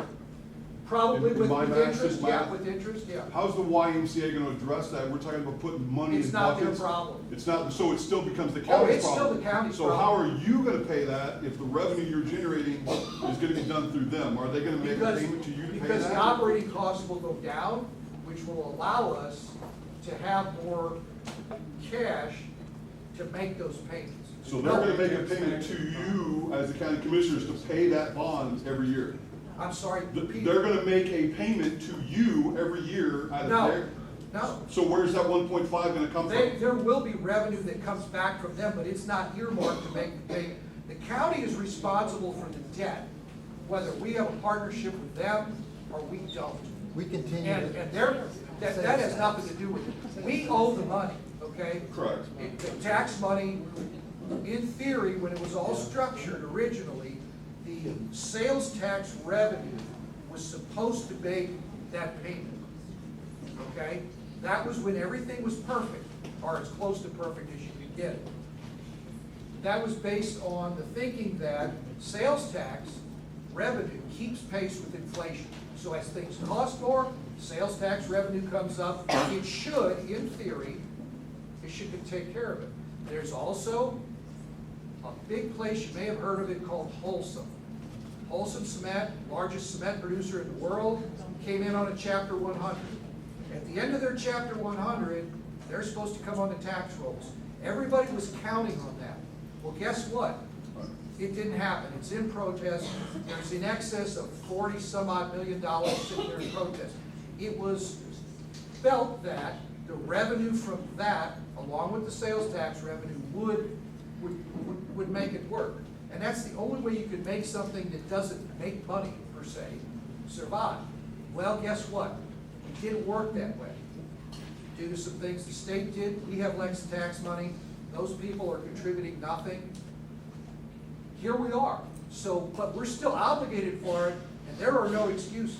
Does the community center currently give you any revenue to go against that bond? Well, it doesn't make money, it loses money.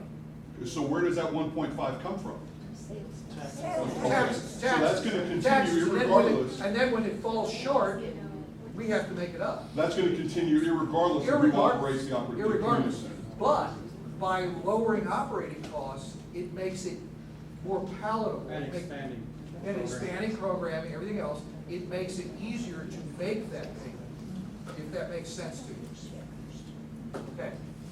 We're gonna have to wind it up here pretty soon, guys. We're going on 2 hours, but I'm gonna take like.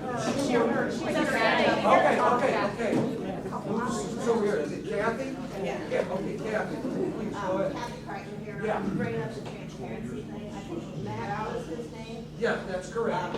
Okay, you said that, you had been to city halls before, talking about it beforehand. So, it didn't go up for bid, you have like $1,000 contracts that you put up for bid, so that, this wasn't put up for bid even No, before because this? it's not an expenditure. It's not an expenditure, so you Right. didn't think it needed to be put up for bid or even? Well, there's bid nobody else in that, any way? Pardon? there's nobody else that provides what they provide. Nobody in Boys and the Girls United Club of States America? provides anything like this? Not like this. Okay. Okay, anyway, in addition to that, Mark, you were talking about, physical things for the building, because it's management that you're putting out, but that's not gonna change the physical expenses that you're still gonna be paying. That's correct. Yeah, right.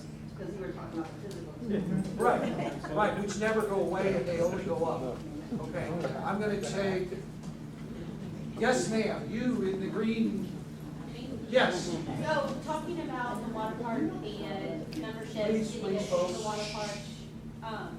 From my understanding, the water park's the only thing making money, and if, No, but go ahead. I'll elaborate when you finish. well, maybe elaborate more. Okay, the water park, when it's open, generates revenue, okay? But it's only open in the summertime, okay? The way this works is, there are separate operating funds for this entire facility. There's a water board fund and so on and so forth, and a general operating fund. The revenues from the water park help with cash flow. So that money is sometimes used to pay for things that the money isn't coming in for. Overall, no, it does not make money.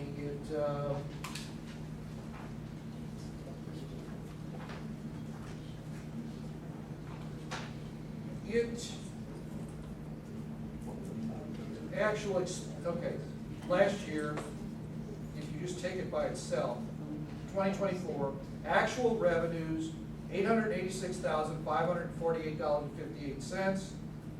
Actual expenditures, $893.54.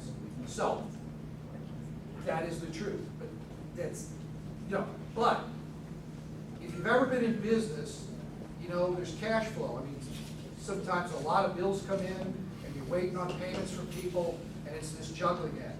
What it does allow is a certain amount of flexibility to take money from there, pay some other bills over here, and then it's moved back over in the end. Okay, it's a juggling act. It goes back and forth.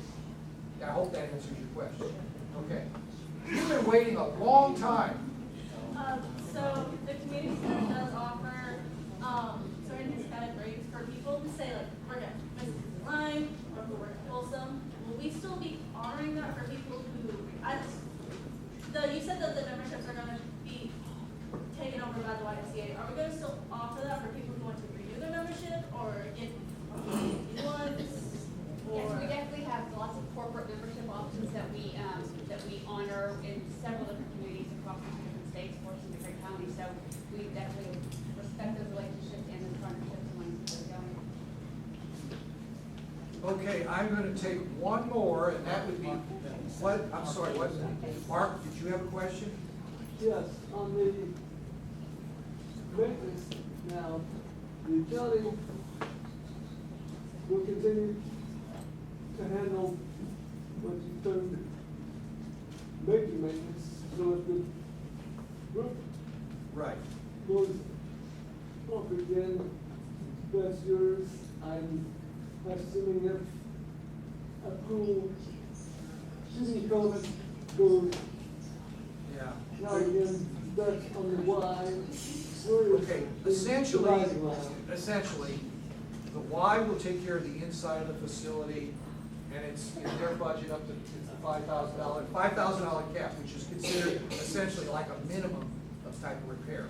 If it goes over that, then we have a discussion. It'll have to be put out for bid, and we figure out how that's going to work. The exterior of the property, grass mowing, snow removal, parking lot repairs, roof repairs, that's on the county. Okay, somebody said something. Okay, all right, I got it. I'm going to take one more. You've got all these people here, they're not going anywhere. You should take as many questions as they ask. I will. Yes, you back there on the wall in a white shirt. Okay, obviously, the lack of transparency is an issue. Sure. My question is, in 5 years, when, if I'm correct, this comes up for reconsideration. Right. Is there going to be more transparency and more community input before that is signed again? Sure, we'll take input from the community. As I said, this is the beginning of a dialogue. This just happened. Everybody's just found out about it. Everybody's shocked. We want input from the community going forward. Okay? Do they email you? Do they, how? Our door is always open. Okay. Okay, hang on, guys. Please don't talk while we're trying to talk here. Our emails and our personal cell phone numbers are public information. They're on the website. The courthouse number, if you call the courthouse and you say, I want to talk to Randy, well, he's not here right now, they will give you my cell phone number. It's public information. Anytime you want to call, you call. Okay? All right? So. Take Ace. Get this guy. Okay, gentlemen, right there. As Carl elaborated earlier in the meeting, you guys were allowed to keep these contractual discussions concealed, but you weren't obligated to. You We could were have obligated to. disclosed this with the community. No, you're not. I guess and the gentleman in the green kind of asked that question, but Right. you got more into the specificities of like, oh, this is a good thing. Our legal counsel advised us to keep. Yes, and that's what Right. you said, and Right. what I'm saying is wouldn't it have been beneficial either to have said legal counsel present and or have a statement prepared for the reason you would keep these year-long contractual discussions completely concealed from such a local, close-knit community?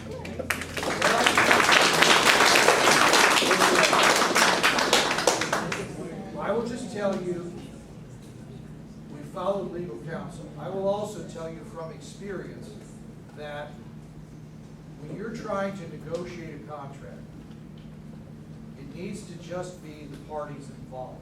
Where the taxpayers are involved. You are. We're probably the biggest But- party in the room currently, clearly. Okay. I'm just gonna leave it at that. We made our decision. Yes, sir. I'll get back. I think the YMCA is gonna be great for us, but Okay. I think everybody has a bad taste in their And mouth I for the way it was understand. handled. And you've all been. This meeting would have probably been a lot better if you'd had them up there and saying, we are thinking about doing this and what's going on and show us the numbers. I think that's Okay. where the bad taste is. And I agree with you, and this meeting has made that very, very obvious, okay? So, we did it the way we did it. As I said earlier, and I keep repeating it, it's the beginning of a dialogue. This is the only way to move this thing forward. That's why we entered into it. We want your input. We want it to be a success. We want the community to embrace it. Okay. Yes, ma'am. So, another question I have. Yeah. So, will we be having more like town meetings about, as you guys keep rushing and making changes, or like? We certainly can. Yeah, 'cause a Yeah, lot of I mean, people found on the why, Facebook- we all welcome the input at this point, Yeah, okay? 'cause I see the people on Facebook. Right. A lot of people found on Facebook. Right, right. It'd be more better if we learned. Okay. Okay, very good. Norma's got a question. Yes, sir. Is there any end in sight for our mining companies and their legal battle as far as that money and escrow? Well, Is it gonna go on in?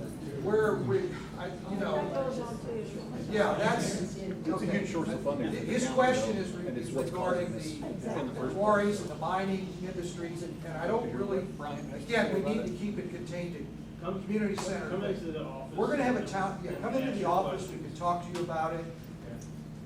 We got an open door policy, you can Yeah, come in anytime. anytime you want. And later this summer, there's gonna be a town hall, and we're gonna discuss that.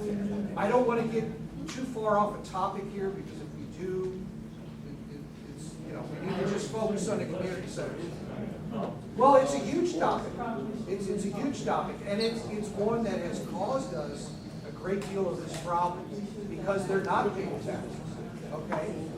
This gentleman asked a question, I don't know if everybody heard it, about where we stand with our reduction in tax revenues and/or also the wholesome thing. All of the wholesome issue, as far as them protesting their property tax, that is at the Missouri State Tax Commission. That's being reviewed. I have no idea the status of that. I mean, I do, but let's just say it hasn't gone anywhere, all right? When that comes to fruition, I don't know. As far as the reduction in sales tax, legal legislation, which came out of Jefferson City, which, in case anybody in the room doesn't know, was as exempt mining and manufacturing and a whole host of other industrial things from paying local sales tax, okay? We tried this year, Bryant Wolfen stood up for us and tried to get legislation passed. It had never made it out of committee. We went and testified in favor of it. The big business lobby killed it. It never made it out of committee. But kudos to Bryant Wolfen. He deserves a round of applause.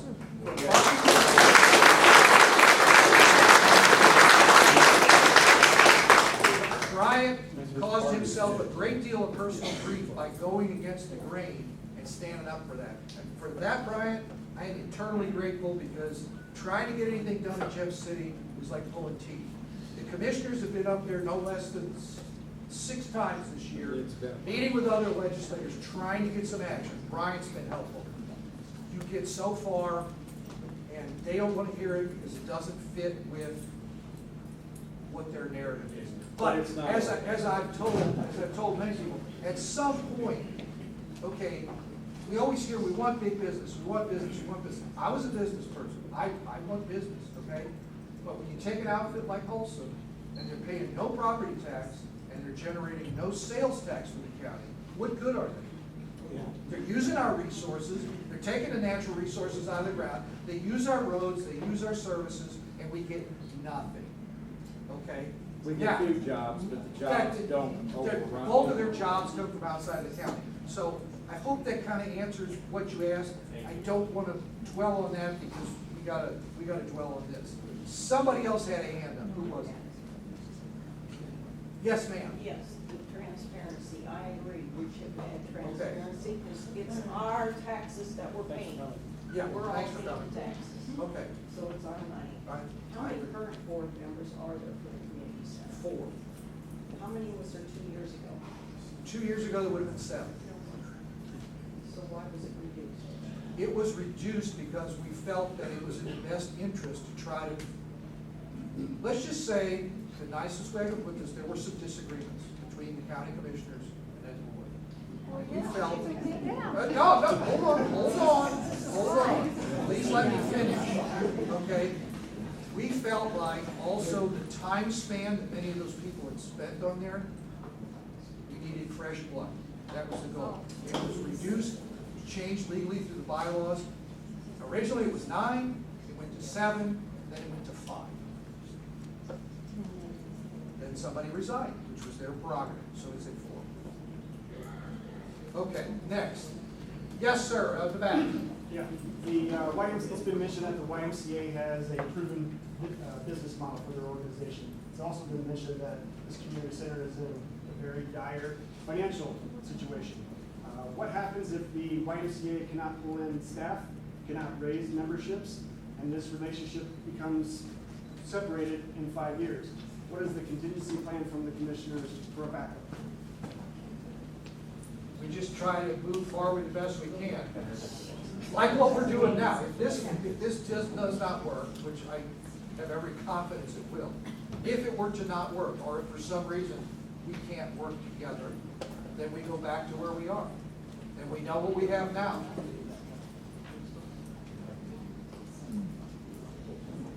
Yes, sir. I've heard a lot of talk about expenses and stuff, but I have not heard one single thing about volunteer work. So if you guys get on board and get this moving through, I would really like to see an expansion of people being available to volunteer. I don't know if it's available and I've missed it, or it's just not being promoted. I personally would like to volunteer. Okay. You know, I can mow grass, I can sweep floors, clean toilets.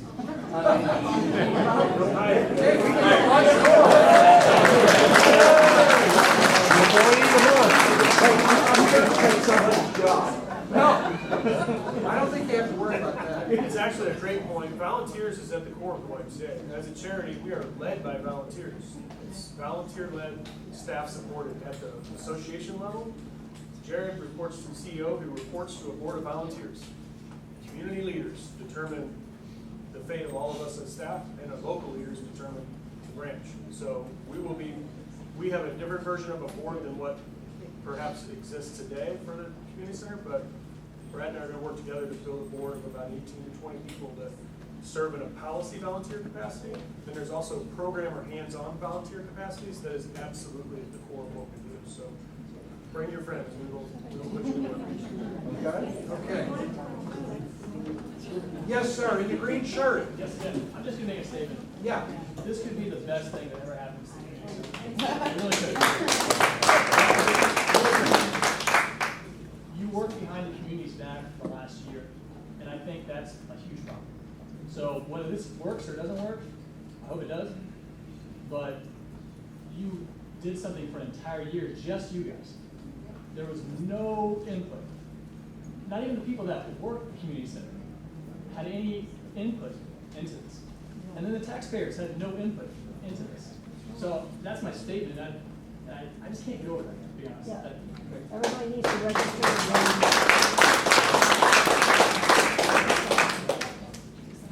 Kathy?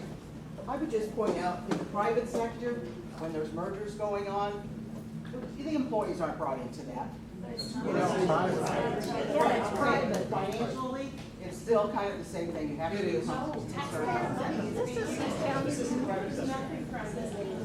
Stacy? I just want to say thank you guys for what you are doing, because this problem was not created under any of your watches, that you are doing your best.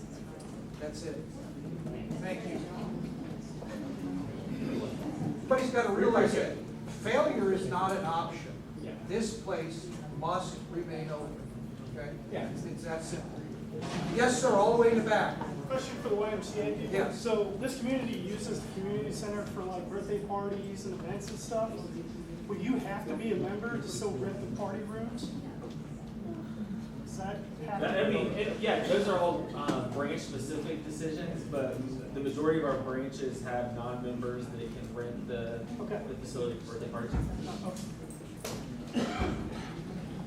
Kathy? So the community uses some of the rooms and stuff for like community services for them and nonprofits and stuff. I've heard We of those. continue to use those free of charge. Yep. Okay. No one to the left. One to the left. Yes, sir. Just for the YMCA folks, as a charitable organization, can you say breakdown-wise, how much of a membership cost goes towards reinvestment into the programs, programming, resources, versus how much doesn't, percentage-wise?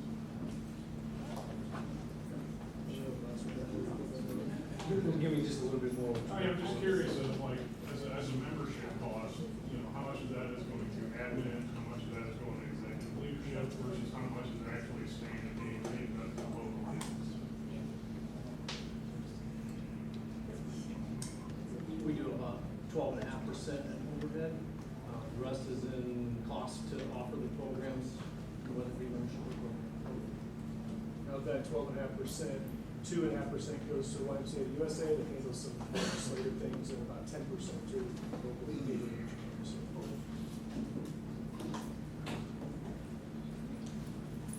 Yes, ma'am. I am the current swim coach for our swim team. Okay. Can you guys please keep it? Because I've heard other places have gotten rid of. We have 13 swim teams right now for the Bay reason, and we would love to have 14, so excited. So when you guys do start talking about that stuff, if you could somehow get Brad to contact me, so I have a lot of members or swim team people are asking, are they have to pay a membership in order to be part of the swim team, that kind of stuff. Sure, we'll include you when we start getting to that point, make sure we can work it out. Okay, thank you. Okay. Anybody else? Okay, well, if there are no more questions, then I just want to say thank you for coming out. We appreciate everybody's interest. I know the Y appreciates it. And good things are going to happen.